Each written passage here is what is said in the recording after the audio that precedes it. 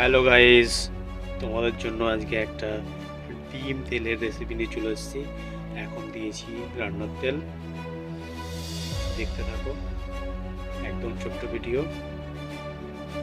এখন পেঁয়াজ আর কাঁচা লঙ্কা কিন্তু লাল হয়ে গেছে,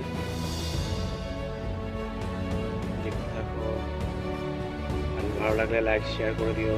এখন ডিম সিদ্ধ আর পেঁয়াজ আর কাঁচা লঙ্কার সঙ্গে একটা ফ্রাই করে নেবো। এখন গুঁড়ো মশলা দিয়েছি আর হলুদ লবণ দিয়েছি, এটা দিয়ে একটু ফ্রাই করব। ফ্রাই করার পরে আরও মশলা আছে,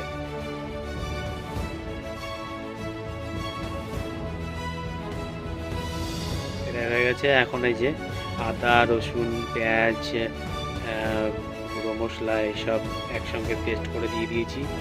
এটাকে এখন ফ্রাই করতে হবে ভালো করে, যত সময় না এর থেকে তেল বেরিয়ে আসবে। হ্যাঁ দেখো, এখন গরম জল দিয়ে দিচ্ছি। অনেকটা তেল বেরিয়ে গেছিলো, গরম জল।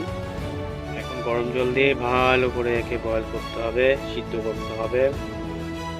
সিদ্ধ করার পরে যেই জলের উপরে তেল ভেসে উঠবে তখন আমার রান্নাটা সম্পূর্ণ হবে। হ্যাঁ, 10 মিনিট ঢেকে দিয়েছিলাম। ঢাকনার পরে দেখো হালকা হালকা তেল উপরে চলে আসছে। আমার রান্নাটা কমপ্লিট হয়ে গেছে। দেখো ডিম তেলটা কত সুন্দর হয়েছে। যদি ভালো লাগে একটা লাইক করো সবাই, পাশে থাকো, সাবস্ক্রাইব করে থাকো নতুন ভিডিওর জন্য।